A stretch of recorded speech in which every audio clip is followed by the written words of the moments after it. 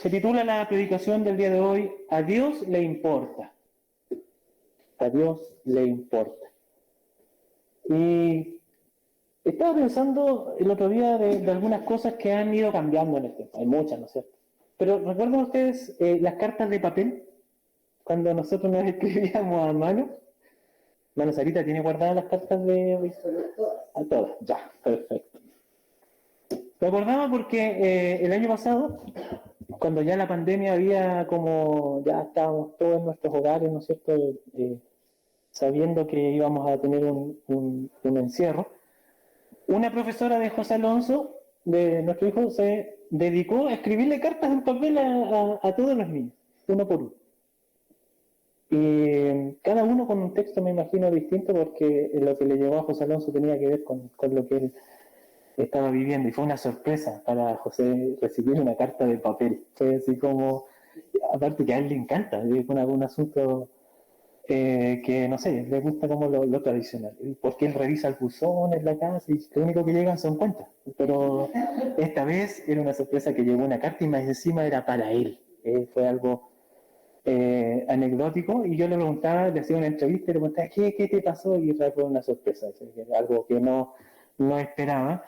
Y también él se animó y escribió una carta de vuelta, y le escribió a la profesora ahí con su puño y letra, y también fue una sorpresa para la profesora recibir la respuesta en papel. Entonces quiere decir que ya no, creo que no estamos muy acostumbrados a esto. Pero ¿por qué me acordaba esto de las cartas de papel? Porque cuando tú recibes una carta, pues ya recibimos más email y cosas así, tú le pegas una leída y parece que después lo vuelves a leer. Y lo vuelves a leer. Como para ir tratando de adquirir ciertas cosas que a lo mejor están impresas ahí en la letra y a lo mejor no entendiste bien y quieres volver a darle una vuelta. Más aún, por ejemplo, si nuestra hermana Sarita dice que tiene sus cartas de Ricardo, ¿no es cierto? A lo mejor las lee de repente, no sé, estoy inventando a lo mejor, pero porque son importantes, porque hay cosas que hay que estar recordando. Ahora yo te invito a que tú puedas ponerte un poquito ahora en los pies de Tito, de la carta que estudiamos, ¿cierto? Este colaborador de Pablo se encontraba realizando esta labor en Creta, y un día cualquiera aparece Cenas y Apolos y le traen un escrito de Pablo, ¿no es cierto? Un escrito que era para él y era para la iglesia. No tenemos mucha información si es que Tito esperaba la carta o no, no lo sabemos. Puede ser que Pablo, cuando se despiden a lo mejor y lo dejan Creta, puede ser a lo mejor que algo le insinuó, o puede ser que no lo sabemos. Lo cierto es que llegó esa carta, y yo te aseguro, querido hermano y querida hermana, que Tito la leyó un montón de veces, esa carta. La leyó él y la leyó con la congregación. Y tiene que haber pasado varias veces para poder asimilar todo el contenido teológico que traía esta carta. Para nosotros se nos facilita un poco porque tenemos la revelación completa. Vamos cruzando textos de aquí, principios de acá, y vamos comprendiendo y nos vamos nutriendo. Y en el momento de lo que Tito tenía, ¿no es cierto?, y lo que tenía que transmitirle a la iglesia era eso que había llegado. Ahora, habían varias iglesias en Creta, no era la iglesia de Creta. Habían iglesias en las ciudades de la isla de Creta. Entonces seguramente lo que pasó es que tuvieron que hacer copias de esta carta, ¿no es cierto?, para poder ir dejándola en las diferentes iglesias y ellos pudieran tener más a la mano la información. Y de cierto que fue así, porque si nosotros pensamos que se hubiese quedado solamente una copia, es muy poco probable que hoy día estuviera metida en nuestro canon bíblico, se hubiera extraviado o hubiera pasado algo en el tiempo, se tuvo que ir copiando. Es más, es por eso que nosotros tenemos el canon bíblico, porque las cartas que Pablo escribió a su iglesia, se fueron copiando, y transmitiendo. Así el Señor preservó lo que es nuestra Biblia completa hoy día. Ahora, no podemos olvidar, y por eso es importante, no podemos olvidar que esto es una carta. Y una carta es un contexto completo. Cuando tú recibes una carta, no lees las primeras 5 líneas y después dices, aquí está la carta, y como que eso lo interpreté. Sino que más bien tenemos que entenderla como un todo, porque tiene un contexto y tiene un destinatario y tiene un mensaje. ¿Ya? Y nosotros ya hemos pasado 9 capítulos en cuanto hemos estado estudiando los fragmentos de la carta de Pablo a Tito. Y es muy provechoso hacerlo así porque podemos ir al detalle y podemos ir ver punto a punto y qué es lo que trató de escribir el apóstol a Tito y cuáles son las implicancias para nuestra vida. Y tenemos que hacerlo para meditar, porque meditar de todo el contexto de un viaje es complejo. Por eso les aseguro que Tito la leyó varias veces. Pero cuando ya tenemos un contexto de todo lo que quiso expresar el autor, nosotros ya también podemos tener un contexto de lo que la carta misma quiere decir. Y la invitación es hoy a poder centrarnos y poder ver, bueno, esta carta en su amplitud, en lo general, ¿cómo nos habla a nosotros ella? Por eso es una especie de resumen, pero también hay principios que vamos a poder rescatar de ella. Y yo quiero que nos podamos centrar un poquito. Ahí estaba José Alonso leyendo su carta. Nos podamos centrar un poquito bajo la siguiente línea de pensamiento que nos va a guiar a lo largo de toda esta meditación, que es: la iglesia local es valiosa para Dios. Por tanto, el discípulo de Cristo debe intencionar su relación con ella. La iglesia local es valiosa para Dios. Y el discípulo de Cristo entonces debe intencionar cómo se va a relacionar con la iglesia. ¿Ya? Así que yo me voy a permitir orar una vez más para pedirle al Señor que nos vaya guiando y nos vaya mostrando con su palabra qué es lo que Él quiere para su iglesia, para nosotros. Señor, te necesitamos, Padre, y necesitamos la ayuda, la dirección del Espíritu Santo para comprender a cabalidad tu palabra, Señor. Pedimos, Señor, que tú nos seas guiando, enseñando, y lejos de que hable yo, Señor, sea tu palabra misma la que vaya exhortando los corazones de mis hermanos. Pedimos esto, Señor, en el nombre de Jesús. Amén. Bien, la iglesia es valiosa para Dios. Lo estamos poniendo como una sentencia que es afirmativa, ¿sí, no es cierto?, que no cabe ninguna duda. Y Pablo utiliza esta carta para demostrarlo en cierta manera. Lo deja bien claro. Primero, vamos a salir un poquito de Tito y vamos a argumentar que por qué la iglesia o la iglesia local es valiosa para Dios. Primero, porque fue comprada por su propia sangre. Hechos 20:28 dice: por tanto, mirad por vosotros y por todo el rebaño en que el Espíritu Santo os ha puesto por obispos para apacentar la iglesia del Señor, la cual Él ganó por su propia sangre. Es por tanto necesario e indispensable reconocer esto y asimilarlo como lo que es. Dios en su plan ha establecido y ha ordenado y ha delegado la autoridad sobre la iglesia. Él la compró para sí y también delega sobre ella la autoridad. Efesios dice: sometió todas las cosas bajo sus pies y lo dio por cabeza sobre todas las cosas a la iglesia, la cual es su cuerpo, la plenitud de aquel que todo lo llena en todo. Esto lo aplicamos como a la iglesia universal. Es difícil traerlo al contexto, pero quiero que ustedes empiecen a pensar que el cuerpo de Cristo no puede trabajar de una forma universal. Dios geográficamente fue situando iglesias locales como lo vemos en el Nuevo Testamento. Todos somos parte de la iglesia universal. Sin embargo, en el desarrollo neotestamentario vamos viendo que los hermanos se iban uniendo geográficamente a las iglesias que tenían a la mano. Hoy día nosotros tenemos un montón de iglesias en la ciudad, pero en el contexto cuando comenzó la iglesia primitiva no era así. Tenía uno que unirse a la iglesia que le correspondía, ¿no es cierto?, en la ciudad donde estaba, que empezaba en las casas y seguía más adelante. Entonces, Dios sitúa geográficamente su iglesia local, la cual el universo de todas esas iglesias hacen la iglesia universal. Y eso es lo que nosotros podemos ver en Tito 1:5, porque dice: por esta causa te dejé en Creta.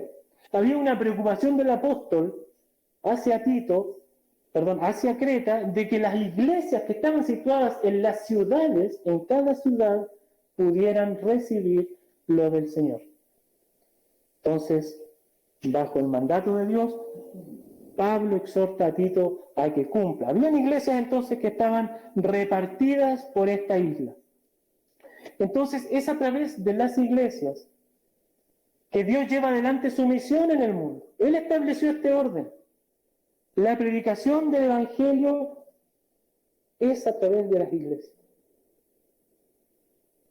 Pero además, no solo eso, sino que tiene la hermosa misión, la iglesia, de poder apacentar a los hijos de Dios a través del pastoreo bíblico, amonestando, animando y sosteniendo, como ustedes lo están mirando en el versículo, dice, también os rogamos, Pablo escribiendo a los tesalonicenses, os rogamos, hermanos, que amonestéis a los ociosos, que alentéis a los de poco ánimo, que sostengáis a los débiles, que seáis pacientes para con todos. Y no solo eso, sino que también la iglesia tenía la autoridad, y la tiene hoy, de disciplinar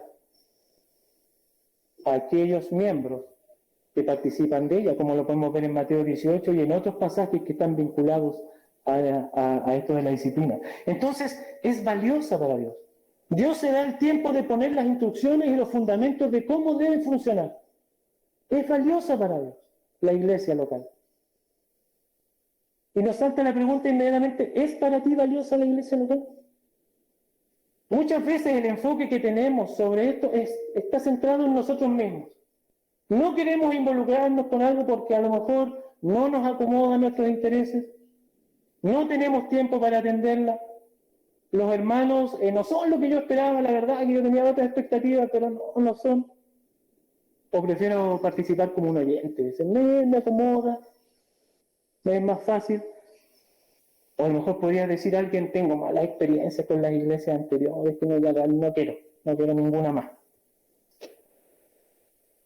O a lo mejor en su mente pueden salir 10.000 pretextos más. Pero siempre, yo te aseguro que todas esas cosas están centradas en ti mismo.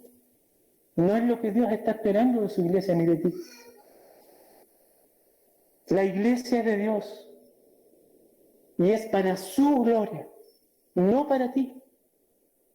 Desde el momento que Dios te rescató del dominio del pecado, te ha hecho su esclavo y Él te insertó en una familia. Por tanto, Él espera ahora que tú reacciones a esa nueva condición, esclavo dentro de una familia. Si pues habéis resucitado con Cristo, buscad las cosas de arriba, dice Colosenses 3:1. Esa es nuestra actitud, esa es nuestra reacción cuando hemos sido comprados por el Señor. Allá donde está Cristo, no pongamos las cosas en la vista en las cosas de la tierra.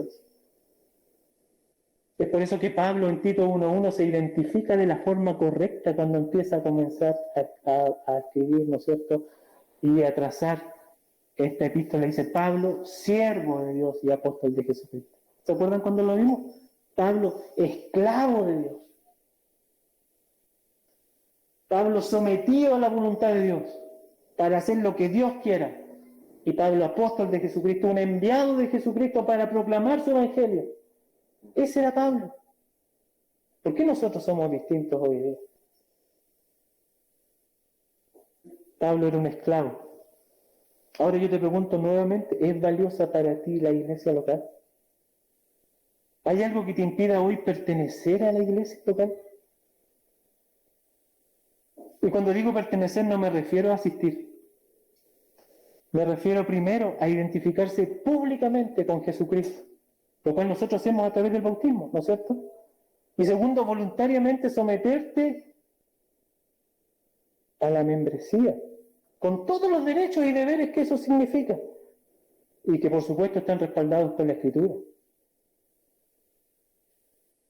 Someterte a una iglesia local. ¿Sabes lo que es una iglesia local? Me gustó mucho esta definición que encontré en un libro. Dice, es un grupo de cristianos, la iglesia local, que regularmente se reúnen en el nombre de Cristo para afirmar y supervisar oficialmente la membresía de los demás en Jesucristo y su reino a través de la predicación del Evangelio y las ordenanzas evangélicas. No somos un club social, no somos la junta de vecinos, no somos una sociedad anónima, no somos una sociedad por acciones, no somos eso, somos mucho más que eso. Entonces, por lo valiosa que es para Dios la iglesia, Él siendo su dueño ha establecido el funcionamiento para ella.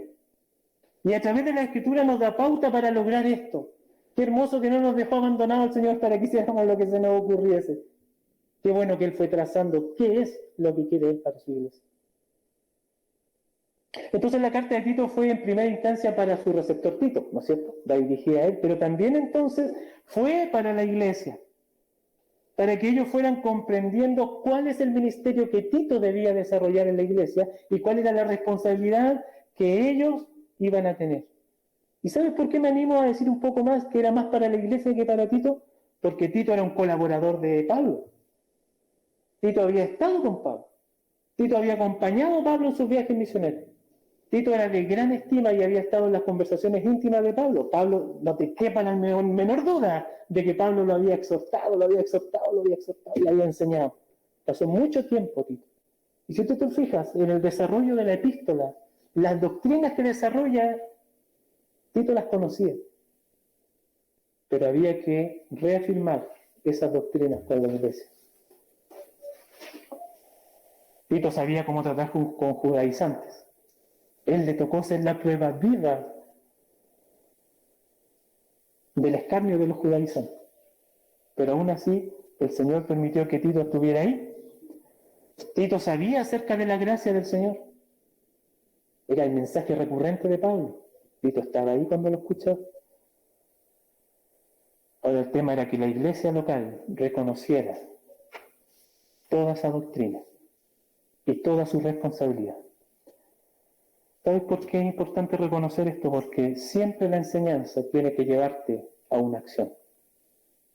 Si tú le crees a la Escritura de que la iglesia local es importante, tiene que llevarte a una acción.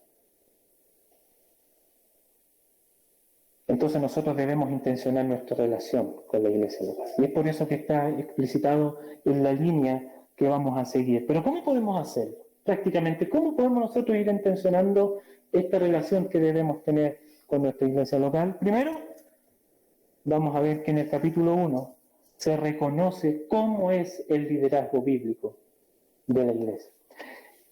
Ahora, el liderazgo dentro de una iglesia siempre ha sido un tema de discusión, ¿no es cierto? Hay preguntas que pueden darnos vueltas y podemos estar ahí pensando y quiénes son y cómo son, de dónde son, cuántos son, cómo se eligen, en fin. Podemos dar una serie de preguntas. Ahora, dicho sea de paso, todas estas preguntas tienen respuesta en la Escritura, afortunadamente.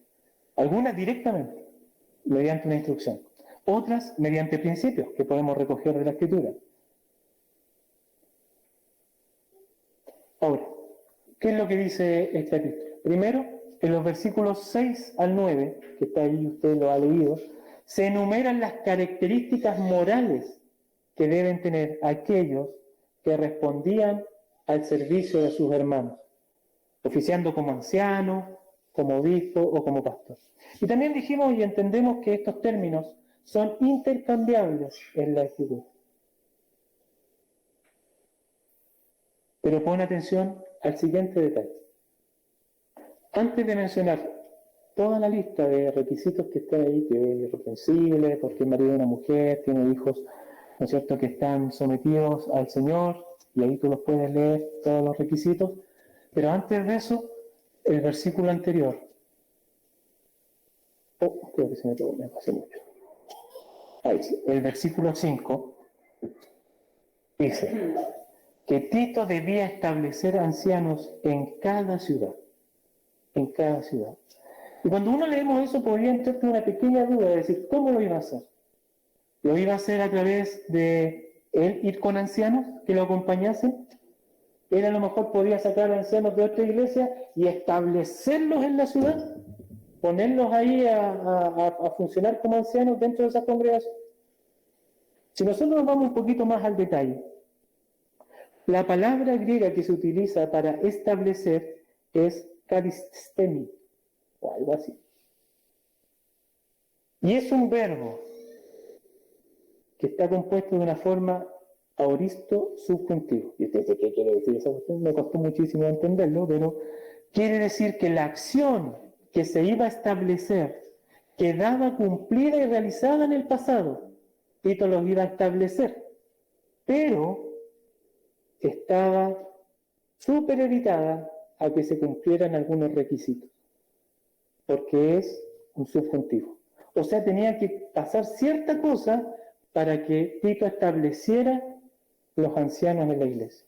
Y eso es muy interesante porque nos da una luz muy importante respecto a un principio bíblico acerca de los ancianos. Y es que, si es que Tito hubiese llegado con ancianos para establecerlos de fuera de la iglesia, no hubiera puesto esta palabra. Porque no tendría que haber pasado nada. Ya las personas cumplían todos los requisitos y se ponían a trabajar como ancianos en la iglesia.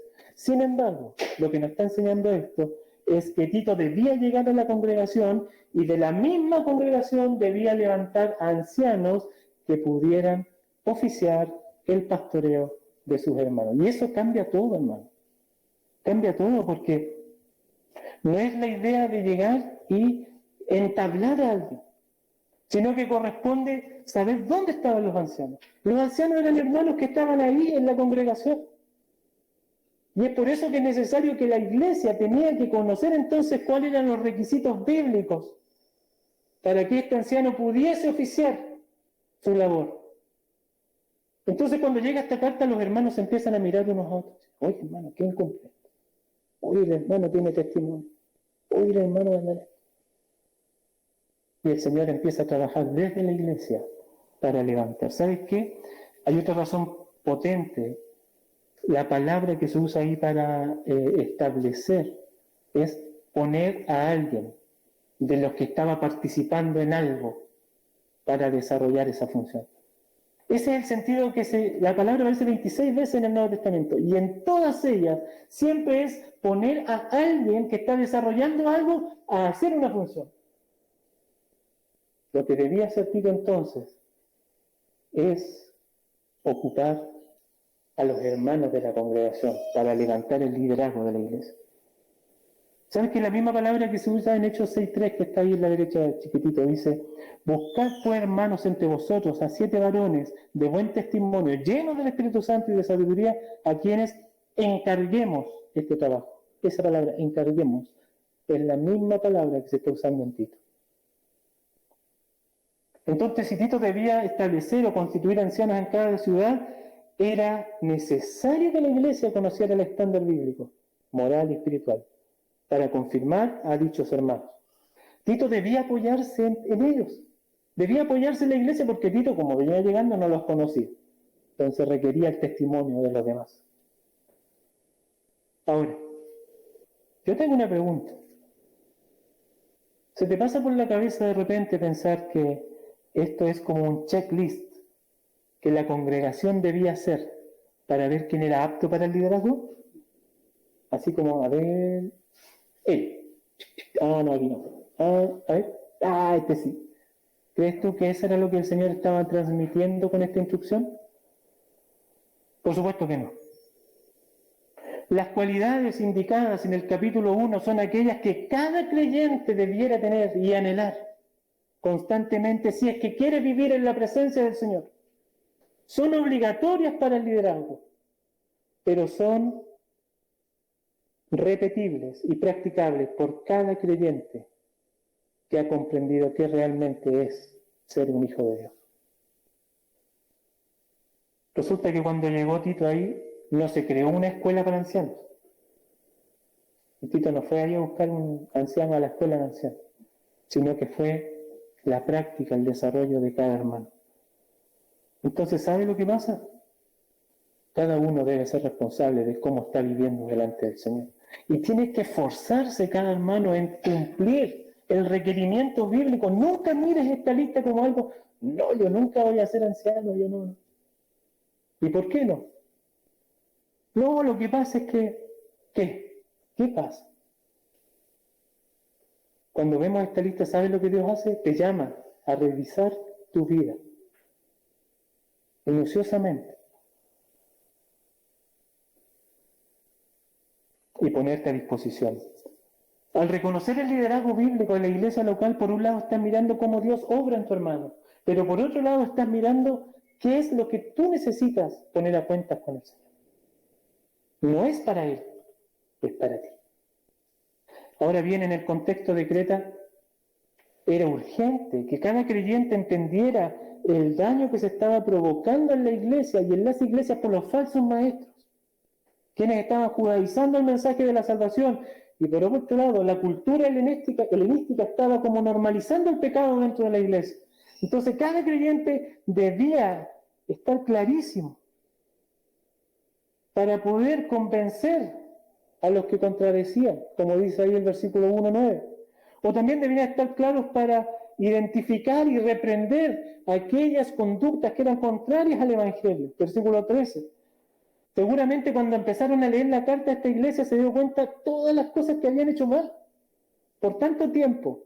Y por eso Pablo le dice a Tito, tienes que corregir, tienes que enderezar lo que está chueco. No se quede con el siempre lo hice así, o siempre ha funcionado así. Quédese con lo que el Señor le está diciendo a la iglesia. El liderazgo enseñando la palabra del Señor, pero la iglesia respondiendo a la palabra del Señor. Mancomunadamente. Eso es lo que el Señor trabaja en nosotros. Ahora tú me dices, a lo mejor, hermano, es tarea del liderazgo cuidar la sana enseñanza en la iglesia. Y sí, pues, es tarea, pero no es exclusivo. ¿Es solo tarea del liderazgo? Piensa. ¿Quién enseña en tu casa?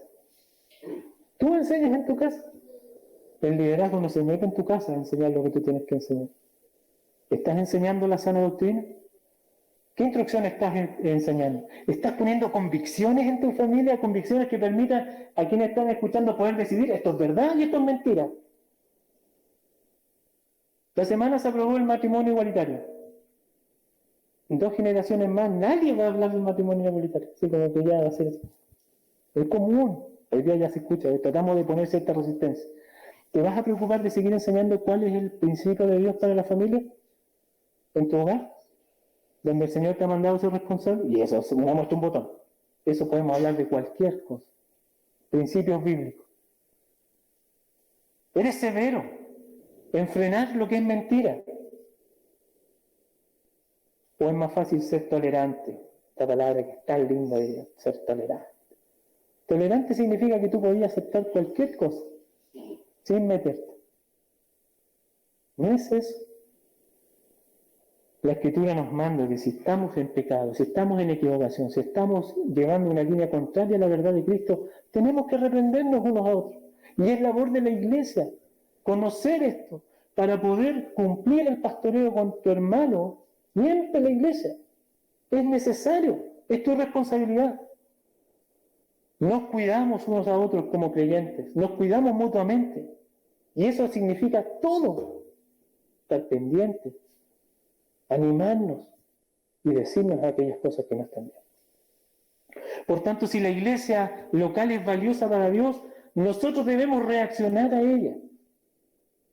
Debemos reaccionar al liderazgo bíblico. Y cuando vemos eso, debemos disponer nuestra vida para asimilarlos a lo que Dios quiere y a lo que Dios está llamando. Pero hay una segunda forma práctica también de relacionarnos intencionadamente con nuestra iglesia local, que es atendiendo a la sana doctrina. Por un lado, tenemos el liderazgo y el anhelar vivir para el Señor de esa forma, pero por otro lado, ¿qué estamos haciendo con lo que estamos recibiendo? El capítulo 2 comienza con un rotundo contraste, si tú lo estás leyendo.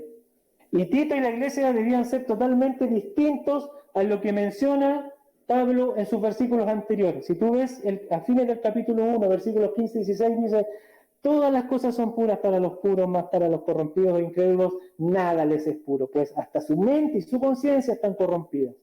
Profesan conocer a Dios, mire, esto está dentro de la iglesia, pero con los hechos lo niegan, siendo abominables y rebeldes, reprobados en cuanto a toda buena obra. Eso es lo que estaba pasando en la iglesia. Personas reprobadas. Solamente para entender este término de reprobado, no es como que te fue mal en una prueba, es mucho más profundo. Significa, y viene de la palabra adóquimos, que es ser eliminado, que ya no tienes parte en algo. ¿Ya? Hay Pablo lo usa en algunos escritos, por ejemplo, cuando él dice que él ponía su cuerpo en servidumbre para aún habiendo sido heraldo para otros, no venga a ser él eliminado. Él estaba simplemente analizándose constantemente. Pero cuando hablamos aquí en la escritura, por ejemplo, el adóquimos viene de la palabra adoquín. ¿Han escuchado eso? Sí, yo creo que ustedes lo han visto en las calles, cuando esas calles que nadie transita por ellas, y ven cómo es. El adoquín o el adóquimos era la parte más inservible de una construcción. Era una piedra que no calzaba con ninguna parte de la edificación. Antes acuérdense que la construcción era por partes, que tenía que todo calzar. No era tan fácil cortar las piedras y todo eso. Entonces cuando tenían un adoquín, le ponían una A encima y lo desechaban, porque esa piedra no servía para nada. Y después terminaban en los caminos para transitar sobre ella. Eso era un adoquín. Bueno, eso es lo que dice Pablo, que eso eran las personas que estaban en la iglesia, personas que eran reprobadas, eran eliminadas, eran inútiles. Pero no es lo que Dios quería para su iglesia. Por eso comienza este capítulo diciendo, pero tú, no debe ser así, debe ser todo lo contrario. Debía ser útil compartiendo la sana enseñanza. Y esa fue una preocupación del Señor y permitió que Pablo utilizara 9 veces el término sana, en sus epístolas pastorales. 9 veces lo utiliza y 5 veces lo utiliza aquí en Tito, para darle el énfasis que corresponde. No es cualquier enseñanza, es la sana enseñanza del Señor.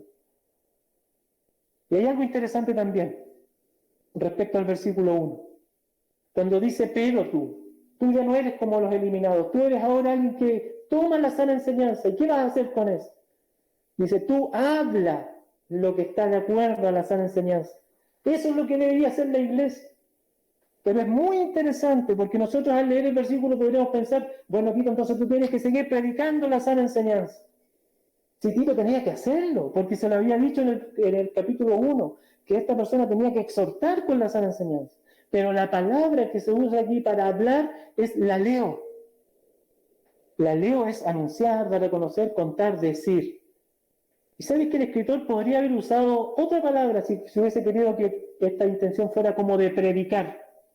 Podría haber usado didascalía, que aparece ahí, que es enseñar públicamente. Podría haber usado el queruso, que es predicar. Pero él usa la leo. Y la leo, ¿sabes lo que es? Es conversar. Conversar. Eso es lo que debía hacer la iglesia. Hablar. Más encima la forma verbal donde está escrito es estar conversando constantemente, hablando. No es sentarse a recibir una predicación, una exposición. Es conversar con quien estás al lado, en tu casa, con quien te acompaña. ¿Qué es lo que tenías que estar hablando entonces constantemente? No todos los temas que hablamos nosotros. Hablamos de fútbol, de política, de situaciones, un par de chistes, y tenemos tema para todo. Pero aquí la Escritura nos dice que lo que tenía que enfocarse la iglesia era estar hablando lo que está de acuerdo con la sana doctrina. Pero tú hablas lo que está de acuerdo con la sana doctrina. El enfoque práctico, la bajada de la teoría práctica, eso significa estar hablando de acuerdo a la sana doctrina. ¿Cómo eso tú lo llevas al día a día? ¿Cómo logras aplicarlo para que tu vida sea coherente a lo que estás aprendiendo? ¿Cómo todo tu conocimiento intelectual que estás recibiendo en una predicación, una exposición o de algún estudio que estés haciendo, lo llevas a tu día a día? Conforme a la doctrina.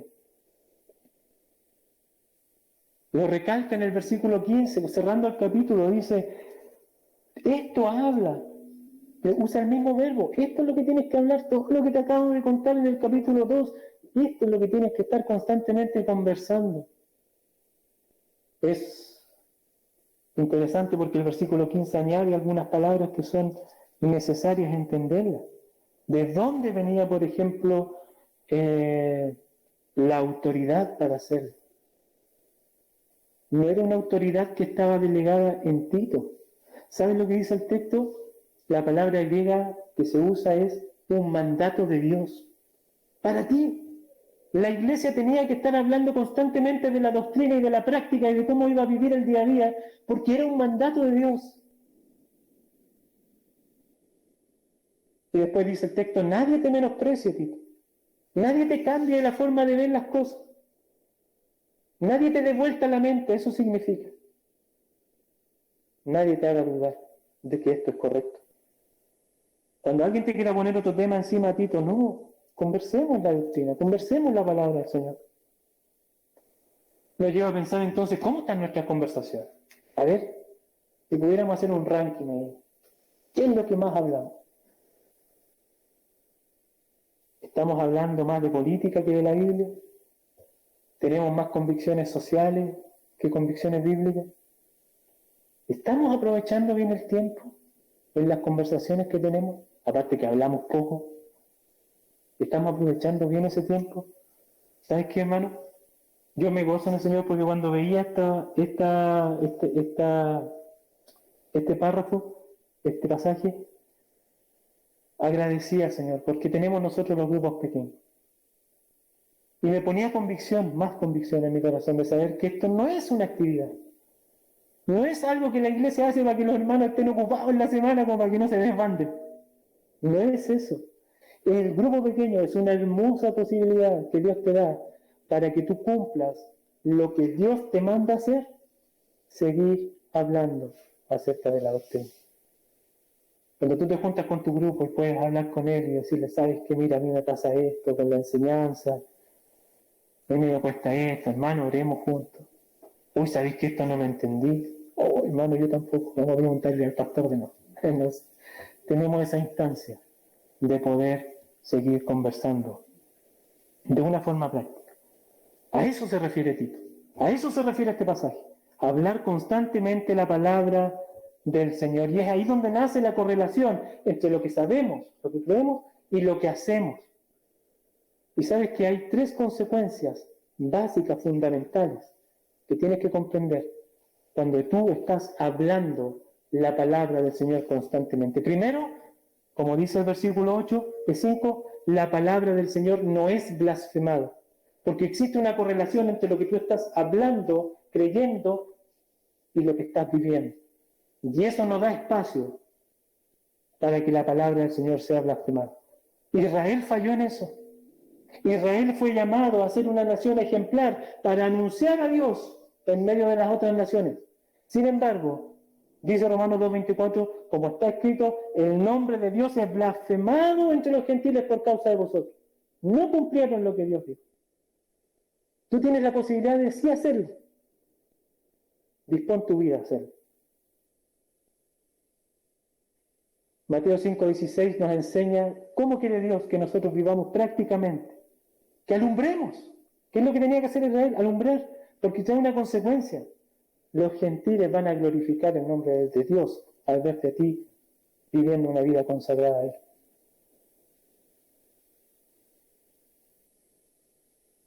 Pablo le decía a los corintios, ustedes son una carta escrita. Ustedes son lo que nosotros estamos exponiendo. La gente nos está mirando. El testimonio está hablando. Hay correlación de tu vida con lo que crees. ¿O hay una tremenda diferencia entre lo que tú crees y lo que estás viviendo? ¿Sabes que quiero que consideres algo que me marcó mucho cuando lo leí? Es posible, decía un autor, que el único evangelio que algunos verán será el que reflejes con tu vida. Es posible que lo más cercano que puede tener alguien al evangelio seas tú. ¿Cómo estás llevando esa responsabilidad adelante? Ahora también trae como consecuencia que el adversario debe avergonzarse. Todos aquellos que están buscando la oportunidad de ver caer un creyente para burlarse de él, para escarnecerlo, ¿no es cierto? No deben tener ninguna posibilidad de hacerlo. Y deben avergonzarse por pensar de esa forma. Primera de Pedro escribe, amados, yo os ruego como extranjeros y peregrinos que os abstengáis de los deseos de la carne que batallan contra el alma, manteniendo buena vuestra manera de vivir entre los gentiles, para que los que murmuran de vosotros como malhechores glorifiquen a Dios en el día de la visitación al considerar vuestras buenas obras. Eso es lo que pasa cuando estamos mancomunados entre lo que creemos y entre lo que vivimos. Y por último, dice el capítulo 2, si nosotros atendemos la doctrina, adornamos la adornamos. ¿Entender esto? ¿Qué es adornar? Adornar viene de la palabra cosmeo, que es la palabra que nosotros usamos de cosmético, ¿no es cierto? Que sirve para embellecer, ¿no es cierto? El cuerpo, ahí cada uno tiene sus técnicas. Eso es lo que hacemos cuando nosotros estamos viviendo la doctrina. La adornamos, la embellecemos y damos la gloria a Dios de lo que está pasando. Es mostrar diariamente lo que Dios es y lo que Dios está haciendo en tu vida por su gracia. Es ahí donde estás adornando la doctrina del Señor. ¿Cómo está entonces nuestro testimonio? ¿Cómo está lo que estás reflejando hacia los demás? ¿Eres tropiezo para los que creen o para los que no creen? ¿O estás viviendo de una forma que impulsa a los demás a acercarse al Señor? Sí, realmente, si eso es ser hijo de Dios, yo quiero ser hijo de Dios. ¿Le damos prioridad a las Escrituras con nuestra vida? ¿Lo que aprendemos lo metemos al cajón del conocimiento o lo llevamos al trabajo, lo llevamos al colegio, lo llevamos a la casa? Entonces es necesario que entendamos que si para Dios es valiosa la iglesia local, para nosotros también debe ser. Y debemos accionar teniendo claro que la sana doctrina no solo se escucha, sino que también se vive. Y por último, capítulo 3.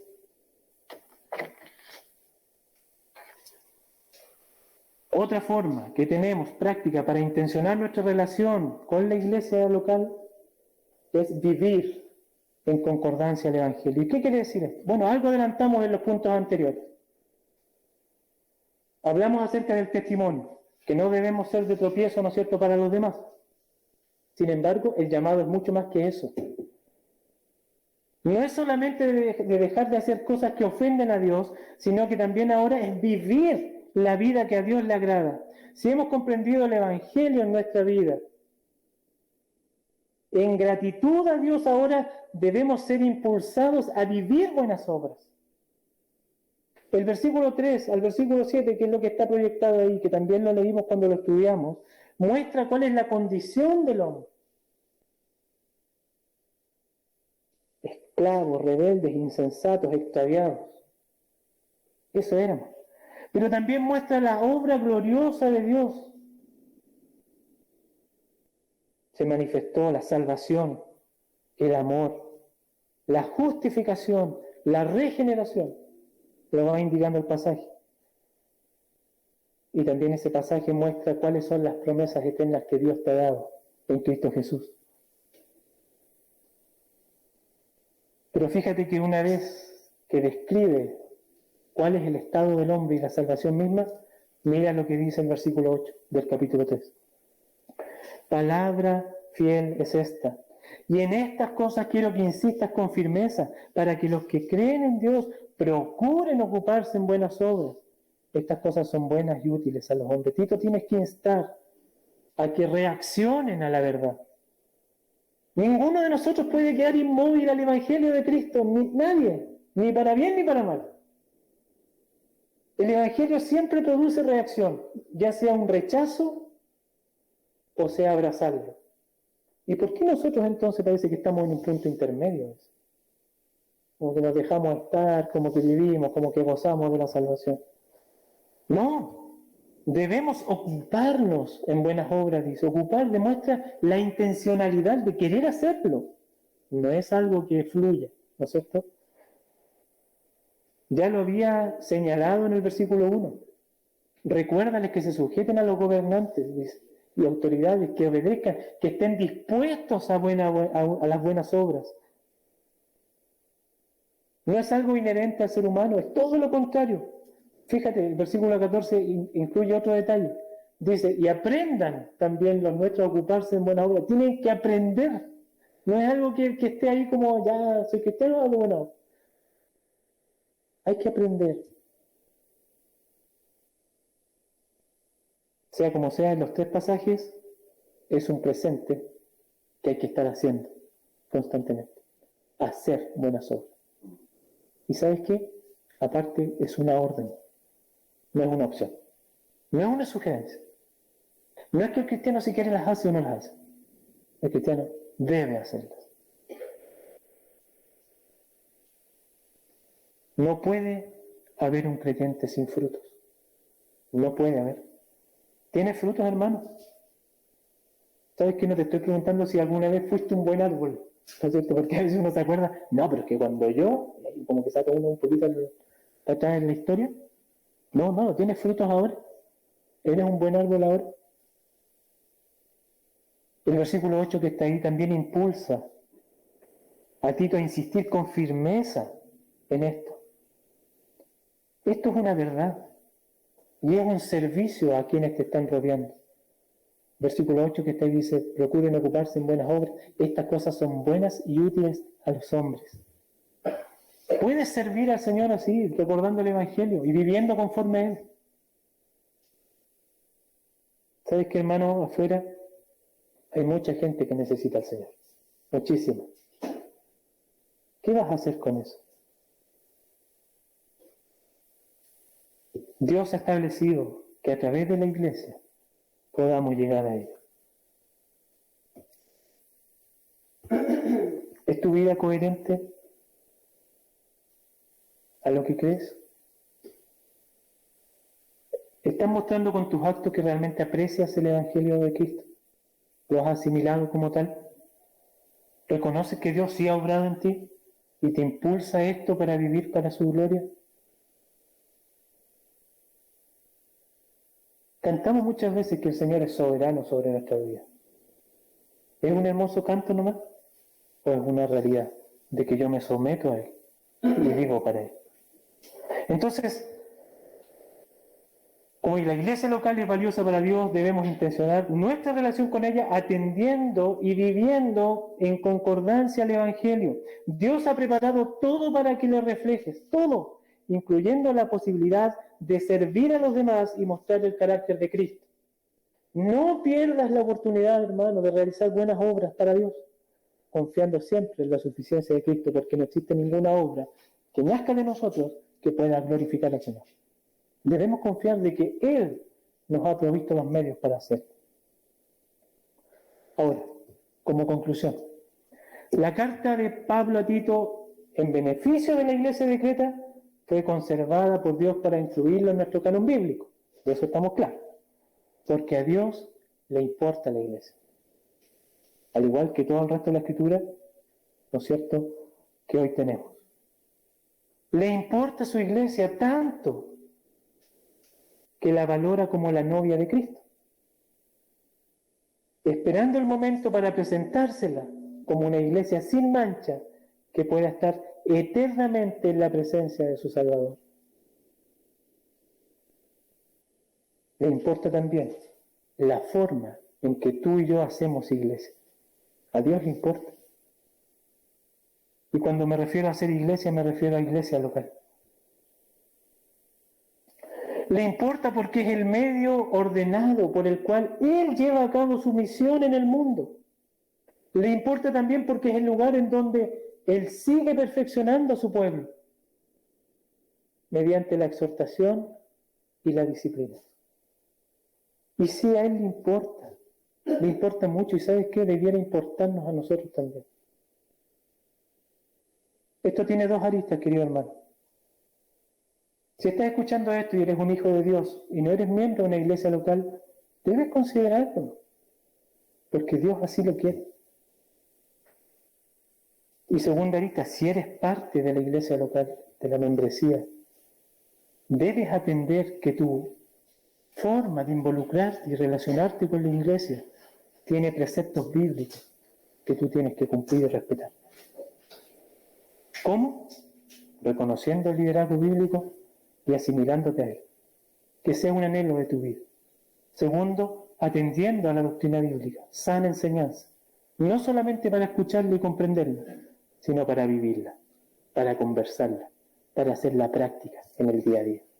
Y tercero, viviendo en concordancia el Evangelio. Porque con eso vas a cumplir el propósito que Dios tiene para su iglesia, de alcanzar a quienes no le conocen. Es un hermoso desafío y necesitamos del Señor para poder llevarlo a cabo. Qué bueno que el Señor pone en nosotros todo lo que necesitamos. Todo lo que necesitamos el Señor lo ha provisto. No hay nada que te falte, hermano. Falta ahora que tú dispongas tu vida y yo disponga mi vida al servicio del Señor.